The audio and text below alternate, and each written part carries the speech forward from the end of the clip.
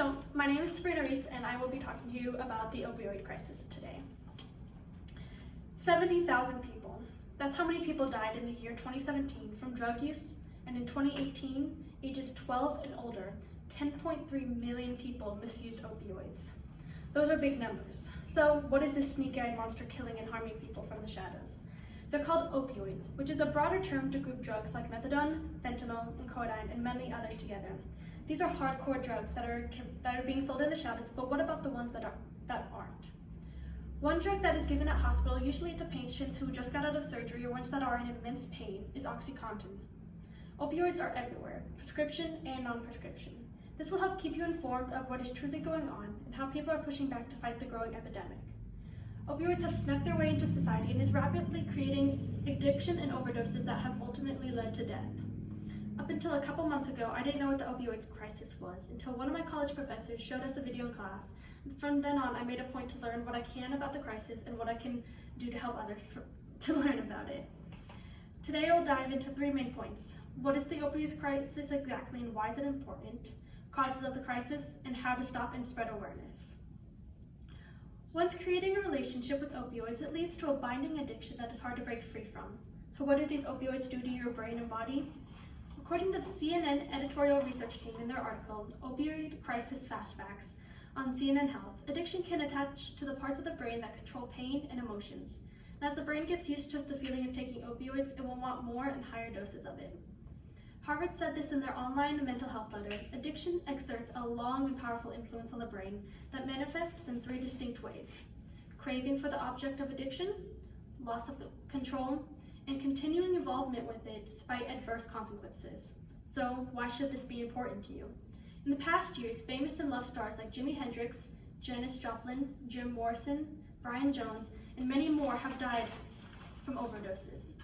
And in the past 2 years, rappers like Lil Peep, 21, Mac Miller, 26, and Juice WRLD, also 21, died from overdoses at a fairly young age. We are now in the 3rd wave of overdoses. The first was from doctors overprescribing OxyContin. The second was when patients were so addicted they turned to heroin, and now it's a drug called fentanyl, which is said to be 50 times stronger than heroin. Here's a picture of fentanyl compared to a penny. This amount is said to kill an elephant, and now people are taking this and injecting it into their body. It is important to be aware of what these drugs can do to you if you are ever in the hospital and you are asked if you want to take them, or if you are in situations where your friends get it. You wouldn't want to be exposed to something if you do not know what it truly can do to you, potentially ruining your life. There are many different reasons as why this epidemic is still going on. In his Netflix series, Patriot Act, Hasan Minhaj talks about the scary reality of fentanyl. He said that most people don't even know that they're taking fentanyl because it is laced with heroin. Most of the heroin is coming up from Mexico. Mexico gets the fentanyl from China, and it is extremely easy to get access from it. China ships the drug through the US postal system and only accepts Bitcoin as payment, so it can't be traced back. Then, there are some people who were prescribed the drug for people who didn't need the drug. Fentanyl was only supposed to be for certain cancer patients who needed the medicine so strong because no other pain meds worked. Now there were people getting prescribed fentanyl when they only had a little bit of pain, and from there, thousands of people got addicted to the drug. Although it seems like there is no hope, we are entering a new era where our government is working to make laws to help the epidemic. So what can we do as a society to help stop the crisis? Well, Narcan is a nasal spray that was first FDA approved in 2015. It is a spray that can temporarily reverse the effects of opioid medicines, which also means it can stop an overdose long enough to get the person in the hospital and get help. This is sold over the counter in most pharmacy chains and can be bought without a prescription.